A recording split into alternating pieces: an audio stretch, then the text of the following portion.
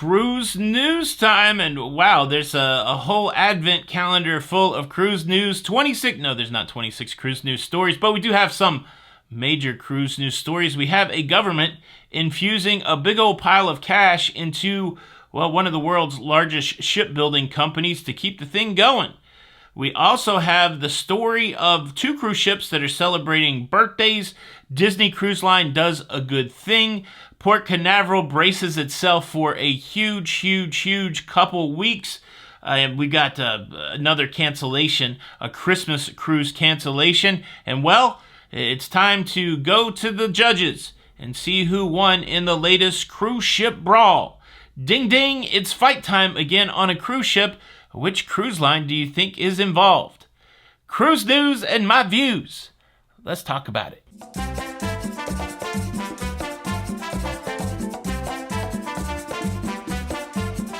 Hey, what's up, everybody? Welcome to Lido, Loca. I'm your host, Tony, here with the latest cruise news and views for your elbows. On December the 20th, 2022. It's a Tuesday. Are you off for the holiday yet? Is December the 20th your last day at work, your last day at school? Are you out watching TV? Are you binging anything right now? What are you doing? When does your holiday start? Leave a comment below. Cruise news story number 1. We have a national shipyard being infused with cash by the government, the national government of Finland. We're talking about one of the world's largest shipbuilders, Meyer Turku, responsible for 15% of all shipbuilding activity over the globe. Well, they're struggling. They're struggling with liquidity because of the challenges of the Russia-Ukraine war. Supply chain issues has caused delays for their shipbuilding activity, and well, it sounds like they're running out of money. They were granted an 80 million euro infusion of cash to keep operations flowing as it should. It's the largest shipyard in Finland, and in addition to building cruise ships, they also do things like build vessels for national defense, so it makes a lot of sense. This is a national shipbuilder, and it makes sense for Finland to put the money there. It should help us out as regular cruisers. It should keep cruise ships that we're waiting to see come on the scene. Well, hopefully it keeps them on time. Cruise news story number 2, and before I get there, I just realized I forgot to tease you about a super exciting story. There was a passenger who spent $5 on a Princess cruise ship just randomly and ended up with a $95,000 major award. It might even be fragile. I'm going to tell you about that later in the show, but I just was looking at my notes here and I realized I forgot to mention it to you. All right, let's talk about two cruise ships that are celebrating their 20th birthday, their 20th year in service. The two cruise ships celebrating their 20 years in service, the NCL Dawn and Royal Caribbean's Navigator of the Seas. And look, I've been on the NCL Dawn, and you could tell it's a 20-year-old cruise ship. I feel like maybe I'm becoming a little cruise snobbish, but yeah, I definitely enjoy the bells and whistles of a brand new cruise ship, more so than the seasoned environments of the 20-year-old cruise ship, but that doesn't mean that the 20-year-old cruise ship doesn't have its charm, especially if there's been an effort by the companies that operate them to continually update them with new technology like USB, stuff like that. But yeah, I think the older cruise ship definitely has its place. Older, smaller cruise ships typically sail for a less expensive price. And again, I think we'll see the Dawn, we'll see the Navigator. I would be surprised if they were still in service 10 years from now. But congratulations. Happy birthday, as it were. It's your birthday. Happy birthday. Happy in-service day. Have you sailed on either one of them? Do you like them more or less than the most modern cruise ship that you've sailed on? Leave a comment below. Cruise news story number 3. Port Canaveral is bracing for a couple busy weeks. I said the other day that Port Canaveral is my favorite cruise port in Florida, and a lot of people ask, well, why is it your favorite cruise port in Florida? I think it is proximity to my home and proximity to a variety of cruise ships. the cruise port in Tampa, the closest cruise port to my house, about 45 minutes away. But you don't have a lot of options down there. Smaller, older ships, you're forced to go under this bridge that makes it impossible for mega ships to go out of there. And so Port Canaveral has a nice variety of cruise ships, and it is really easy for me to get to. I can get there in less than 2 hours. You drive right into the port. The parking is super easy. If you have to stay overnight, there's lodging really close to the cruise port. And well, it is that easiness for passengers to get directly to the cruise ships that may cause some challenges over the next 2 weeks. The officials there at Port Canaveral anticipate that they will service 157,000 passengers over the next 2 weeks, really before the end of the year, which would be a record. Local officials feel like that it could end up being a strain on the infrastructure. They are deploying more folks out there to help with traffic and that kind of thing, but really the story is a big heads up for anybody cruising out of Port Canaveral over the next couple weeks, that you may have higher volume than you are used to, so plan accordingly. Cruise news story number 4 comes with a couple updates. As I mentioned in the show yesterday, P&O's newest cruise ship, the P&O Arvia, has made her way to her home port in Southampton. I said in that report that she was the first LNG cruise ship for P&O. Well, that is incorrect. She is the second LNG cruise ship for P&O, the first one being the P&O Iona. How about that?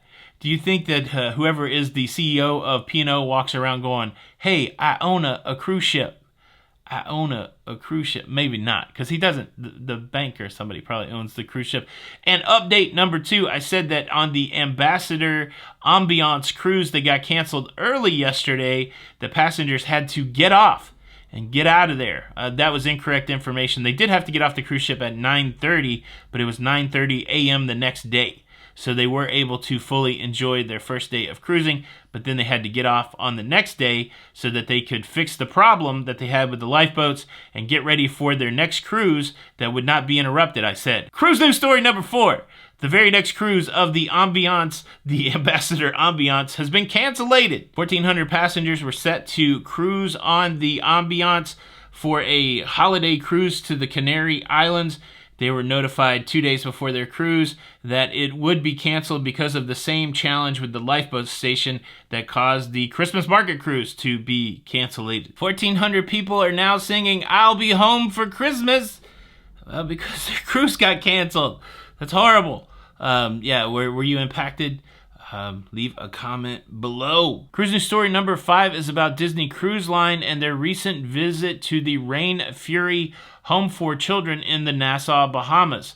This is a home for foster children, and members of the Disney Wish, along with Captain Mickey, made their way over there to spread some holiday cheer. In addition to the visit by Captain Mickey and the crew members to the Rain Fury home, Disney Cruise Line also donated $25,000 for the home's use, and also donated tablet devices and Bluetooth devices to the children. I think it was Bill Shakespeare that said, "The evil that men do live after them, the good oft interred with their bones." Well, I refuse to have this good deed buried and instead bring some light to it. Thank you, Disney Cruise Line, for doing something nice for the children of Nassau. Very nice gesture. How about that? Now, I've got 2 more very big cruise news stories to share with you. I've got the $5 into the $95,000 story, which is cool. And then I've got another cruise ship fisticuff story, which is less than cool. But I do feel a little bad. I caused a ruckus. I caused a little... What I did not know that there's a whole thing going on in Texas. Not since I got kicked out of that restaurant in San Antonio for ordering apple pie plain have I had such ire, I think, from Texas. Yeah, the guy came running out of there screaming, like, you got to remember the a la mode. And I guess I've never been able to eat in San Antonio again, but I was joking around yesterday when I said that there were some Texans that were offended by my call out to cowboy boots and mechanical bulls, and well, I found out that there are some Texans that are just they're mad at other Texans. The supposition of the real Texans was that there's some fake Texans causing some being offended. The people that are coming in from out of state, taking over the state, and so I did not mean to get into the middle of this whole Texas thing. I love all Texans. Let me just say that. And I like the toast that you make. And And next time I'm in San Antonio, I will order my apple pie a la mode. I'm just having fun. The whole reason for that little, throwback to the Texas humor is I got this comment yesterday from a gentleman named Sean that said, "You're not a very good joke tell. You're not a very good joke tell." Thought I would I would try to joke tell again today. I think I do know what Sean was trying to say. Maybe joke teller. I don't know. Like, it's so funny. Like, how could you be critical of somebody and then not even form a complete sentence? Like, that seems like lazy criticism. Lazy criticism. All right, let's talk about the $5 to the $95,000 prize. This happened on Princess Cruise Line. There was a cruise passenger that purchased a $5 medallion accessory. You get these medallions, that's your ship card. They have all kinds of accessories. She spent $5 on it, something for her son that had the word love on it. When she bought that accessory, it entered her into a contest, and the grand prize for that contest was a $95,000 electric Porsche car that had been painted to look like a Princess cruise ship, and well, she won the car. And so just a simple $5 purchase and I don't even know if it doesn't even seem like she knew that she got entered into the sweepstakes. But yeah, look at this. This is amazing. And of course, she's got sons. I wish she were my mom. I love my mom. I don't really wish she were my mom, but I wish my mom would have won a $95,000 Porsche when I was 18 years old so that I could quickly wreck it. Have you ever been in an auto accident? I've been in 2 or 3, and they all happened between the ages of 16 and 18. In Tennessee, you don't have to drive that good to get your license. Let me just say that. No indictment of Tennessee. Please don't come after me. But yeah, how about that? I wish every time you spent $5, you had the chance of winning $95,000 worth of something. But in this case, it worked out. Very cool. Now let's talk about the latest fisticuffs on a cruise ship. This story is bizarre, but it speaks a little bit to the state of things. So I'm going to talk about the state of things. But before I do that, let me quickly invite you to subscribe. If you like staying up to date with everything that's going on in cruising, please consider subscribing with the notification bell on. That way you don't miss out on any of these episodes. Thank you in advance. There was a sad story last week coming off of the MSC Meraviglia about a woman who went overboard and she passed away. Her body was recovered. This happened just less than 20 miles off the coast of Florida, and it happened as the MSC Meraviglia made its way back into port. Now, because the body was recovered and this event happened so close to departure time, local authorities came on board to do an investigation, which caused a delay of the disembarkation process. And the longer that people waited to disembark on this cruise ship, the higher the frustration level got, and eventually it spilled over into an altercation where a couple passengers went at each other and tried to fight. And it was broken up. Those passengers were detained and arrested and removed from the cruise ship, and just another cruise ship fight. But it's, I wanted to bring it up because I've noticed this recently, even on this Princess cruise that I was on. People are on edge. I got snapped at by more people on this Princess cruise ship than I've been snapped at by anybody else ever. People seem to be on edge in a way that I am not accustomed to, and I don't know if it's because it's the time of year, I don't know if it's because it's post-COVID, but I'm just making an appeal to people on cruise ships to calm down, to chill out, everybody. I think what happened is we became so intro-centric, so focused on ourselves during the pandemic, that once we came and we re-assimilated into society, which cruising is a small society, that we forgot that we're supposed to act communally, that we're supposed to act for the greater interest of the group, opposed to just trying to get our own self-served. And I've seen that a lot on cruise ships lately. I've seen people that you would think would be kind, pleasant people, just be snappy, angry, uptight people. And I feel like it's different than it was before the pandemic. So I'm going to blame it on the pandemic, and I'm just going to put it out there to the masses. You still have the choice whether to be a big raging a-hole or whether or not to be a kind and compassionate, graceful person. And I know that we all live in some varying degree of that, right? You've got one extreme where you're just the raging, horrible person, and then you got the other extreme where you're probably too gracious, too kind, and we all live in there somewhere. And I think we're too far over on this side, and we need to get back to some sort of equilibrium. And I think that's why you see these tensions running so high. People are wound tight, and again, we can unwind ourselves, and that's what I would challenge each and every one of us to do.